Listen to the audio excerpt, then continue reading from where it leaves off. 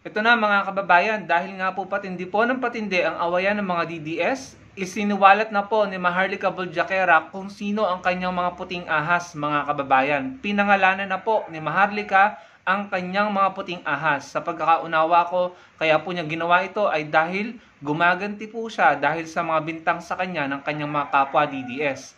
Bago po natin panoorin ang pagsisiwalat ni Maharlika Boljaquera ang kanyang pagbubulgar kung sino ang kanyang mga puting ahas, panoorin po muna natin ang naging rason kung bakit niya ginawa ito nang magkaroon po tayo ng kaliwanagan or konteksto kung bakit niya isiniwalat kung sino ang kanyang mga puting ahas. Panoorin po natin ang naging rason kung bakit niya ginawa ito. Gusto mo lang naman talagang mamera. Umamin ka na, humingi ka ng pera kay Amy Marcos, di ka binigyan. Oh my God! Go-warning. Ano sabi na go-warning? If the price is right? Wow. Dapat Kabit. True. Ito yung sinasabi namin, guys. Kaya namin makipagbardagulan talaga, bastusan. Lalong-lalo na pag kami yung inunahang bastusin Kaya talaga namin. And don't dare, Maharlika, to blackmail Grace Ibuna. Diyos ko. Si Tita Grace, tanga. Oo. Hindi, ang sa akin lang naman, if confident ka, Maharlika, na may proof ka talaga sa pinagsasabi mo, ilabas mo! gusto mo ba Grace Ibuna? Ilabas ko yung bangag na bangag ka sa Netherlands. Yan, yung pagsinghot ni Grace Ibuna. Gusto mo ba Grace ilabas ko? Anong hintay mo? Negotiation na, hey, bigyan mo kami ng 2 million, hindi ko ilalabas itong ano. Gawain scammer, galawang scammer. Ano yan? Galawang scammer yan. May ganito ako mga document, may ganito ako, pero hindi ko ito ilalabas kasi ganito. Maharlika, putang ina, ilabas mo.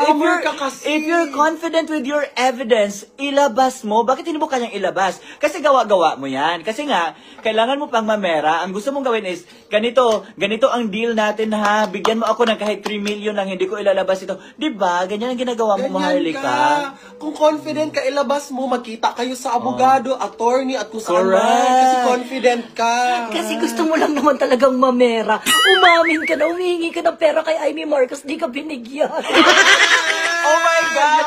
Oh my God, Maharlika. Actually, nakausap namin. So yun mga kababayan, dalawang bagay po ang naintindihan ko sa mga sinabi po nila. Number 1, sinasabi nila na scammer si Maharlika Boljaquera, and then number 2, sinasabi nila na may bina-blackmail si Maharlika. Ngayon, mapapakinggan po natin kung ano po yung naging tugon ni Maharlika Boljaquera mga kababayan. Ito po, dalawa po itong mapapakinggan natin, pero konting commercial po muna, commercial muna. Pakinggan po natin si Harry Roque. Gusto ko lang pong ipakita sa inyo kung gaano na sila kalala, kung gaano na sobrang binaba nila ang kanilang mga sarili sa publiko at nawawala na talaga ng respeto ang mga tao, ang mga Pilipino sa kanila. Siguro at this point of time, kahit mga kapwa nila DDS, mga supporter nila, nadidismay na. Pakinggan po natin ang mga lumabas sa bibig ni Harry Roque. Mga julol, wika nga ni Maharlika. Julol at jutang ay na-miss ninyo. Jutang ay na-miss nyo talaga. Buti na lang may jutang na-miss dahil hindi tayo mako-community standard. Thank you very much, Maharlika. At nailalabas natin ang busit natin sa mga jutang na-miss na yan na hindi tayo mako-community standard sa Facebook. Mga julol, wika nga ni Maharlika. Julol at jutang ay na-miss ninyo. Jutang ay na-miss nyo talaga. Buti na lang may jutang na-miss dahil hindi tayo mako-community standard. Thank you very much, Maharlika. At nailalabas natin ang busit natin sa mga jutang na-miss na yan na hindi tayo mako-community standard sa Facebook. Ayun mga kababayan, tignan nyo naman po kung ano yung pinagagawa ni Harry Roque. Masyado na po niyang binababa ang sarili niya. Talaga naman kahit po siya, para po sa akin, binabastos niya yung sarili niya. Hindi po niya binibigyan ng respeto. Yung mga salitang nilalabas niya sa bibig, para po sa akin, hindi po yan normal or hindi natin kadalasang naririnig yan sa isang profesor or abogado. Ginaya pa niya si Maharlika. Alam naman po natin kung gaano kabalahura si Maharlika Boljaquera. At parang nagiging gano'n na nga rin si Harry Roque. So, sa akin pong opinion, kung si Harry Roque ay nakakatanggap ng pag-disrespect or pambabastos sa mga kapwa niya DDS na kalaban nila, kaaway nila, at sa ibang tao, it's simply because kasalanan din po niya. Siya rin po ang tila nag-uudyok sa mga tao na bastusin siya dahil hindi siya umaasta na profesional, na abogado, or na dating profesor ng UP. Masyado na po siyang, ewan kung ano nangyari dyan, ano? Siguro ito yung resulta ng kanyang pagiging aligaga at yung kanyang pag-aalala sa mga kasong isinampa laban sa kanya dito po sa Pilipinas, no? So, kung ipagpapatuloy mo yun, Harry Roque, good luck na lang sa'yo. Ngayon, mga kababayan, pakinggan po natin ang naging tugon ni Maharlika Boljaquera dun sa mga nakaaway niyang DDS. Narinig naman po natin, ano, dito, pinangalanan na po ni Maharlika, isinuwalit niya kung sino po ang puting ahas. Pakinggan po natin. Galit Inday, lalo na si Inday, napakasinungaling daw. Never naging mabait sa kanya yon. So galit na galit sila. Pero si Inday nagsabi kay Aimee magsalita. Kasi Bitinin ko muna kayo. Daryl, ikaw ba yung author niyan? Ano to? sarili.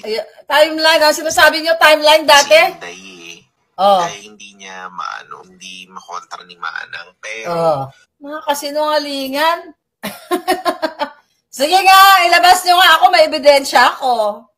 Kasi dapat may konteksto to palangga. Na-record ko na to lahat, hindi nila to mabura. Tigilan nyo nga ako. Mangingi ako kay Aimee, excuse me. Di ba? Kung mangingi ako kay Aimee, dapat kay Lisa Tanas na lang. Nagbuntot-buntot ako kay Lisa Tanas. Si Daryl Yap. Lisa, ikaw yan, galing kay Daryl yan. Yan ni Lisa. Siya puting ahas. Kaya sabi ko, true ba yan? Ha, kadiri. Ayan, Lisa, puting ahas ko, si Aimee. Tsaka si Daryl, yung pet mo daw yan. Sige nga. Ay, nako. Nag-ask kami ng protected order kasi ayoko ipahamak ang aking mga puting ahas. Pero ito, hindi ko pwede. Pinagbibitangan niyo ako na nangingi ako pera sa inyo. Ito. Si Daryl, galing kay Aimee, tsaka kay Daryl Yap yung nakabukaka, si Lisa Tanas. Tang daw ito habang bangag. Lisa, alam mo na ha? Yan, galing yan kay Aimee, tsaka kay Daryl. Ayun, mga kababayan, narinig niyo naman po kung sino po yung pinangalanan niya. Ako lang po yung nagulat at sobrang nadismaya kasi kung totoo yung mga sinasabi ni Maharlika Boljaquera, si Senator Aimee Marcos binanggit po niya na kanyang puting ahas. Sabi ko, bakit ganun? Parang nagpagamit si Senator Aimee kay Maharlika? Si Senator Aimee ang nag-feed ng information kay Maharlika Boljaquera patungkol po kay PBBM at kay First Lady Lisa Araneta Marcos? Ayan po, kay Maharlika nyo naman narinig, no?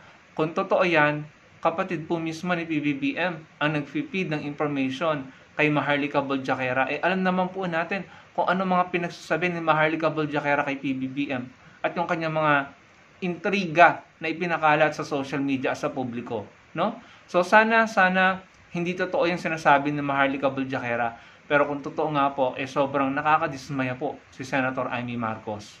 Gusto ko lang pong sabihin, bago ko po tapusin ang video na ito, yan po ang resulta ng patinding awayan ng mga DDS, mga kababayan. Dahil po sa mga kababawan nila, kabastusan nila, yung disrespect nila, sila na mismo nagsusuwagan, sila na mismo nagbabanatan, binabalahura nilang isa't isa, sila na mismo naglalabas ng baho ng isa't isa, sila na mismo nagkakalat ng intriga laban sa isa't isa. So, nakita po natin sa maraming pagkakataon, sa maraming okasyon, kung anong kulay at mukha ng mga DDS. Talaga naman pong hindi kaaya-aya. Sa susunod po na video na i-upload ko sa inyo, may isang kilalang DDS vlogger. Nandito, isa sa mga ipinakita ko sa inyo, umamin po na gumagamit ng Mary Jane, mga kababayan, ng damo. Umamin na nagdadamo. Ipapanood ko po mismo sa inyo yung video kung saan actual, literal niyang inamin na nagdadamo po siya. Or gumamit siya ng damo ng Mary Jane. Ipapanood ko po yan sa inyo sa susunod nating content or video. Sa ngayon, gusto ko pong sabihin sa inyo na total naman nalaman na natin kung ano talaga ang totoong ugali at kung gaano kadumi ang laro ng kanilang kampo ng mga DDS, kung gaano sila kabalahura sa iba at sa isa't isa. Sana matutunan natin na huwag na natin silang paniwalaan. Dahil nakita naman po natin ang bababaw ng pinag-aawayan, mga kabit-kabit ng puon nila, yung mga babae ng puon nila, and then yung ulam, and then ito, mga scammer, mga blackmailing, alam niyo yun, napakadumi po para po sa akin. Yung tingin ko, ang dumi po ng laro nila. Hindi ko po mauunawaan ang isang tao na maniniwala pa sa mga iyan, na susuporta pa sa mga iyan mga kababayan. Sobrang hindi na po kaaya-aya. Sige lang mga DDS, kung yan ang gusto nyong gawin, kung yan ang sistema nyo, go ahead, mag-away-away kayo. Balahurain nyo ang isa't isa, ilaglag nyo ang isa't isa, isiwalat nyo ang isa't isa, ibulgar nyo ang isa't isa, kayo mismo ang kihila pababa at magpapabagsak sa kampo nyo. Gawin nyo yung mga ginagawa nyo. Pabor na pabor yan sa Pilipinas. Dadating ang panahon, makakahinga kami ng maluag dahil pare-pareho na kayong bagsak at lugmok sa patikan. Kaya nga lagi kong sinasabi mga kababayan sa inyo, kung ako ang tatanungin kung sino man ang nagpahamak kay Duterte, yun ay ang kanyang mga supporter, yun ay ang mga DDS, mga kababayan. So gawin nyo ang mga pinagagagawa nyo, dadating ang panahon, wala na kaming masasaksihan or makikilalang mga problematic na mga DDS dahil pare-pareho na kayong bagsak. Maraming salamat sa panonood mga kababayan. Sana po i-like nyo ang video natin at makapag-comment kayo at magkita-kita po tayo sa susunod kong video. Salamat po.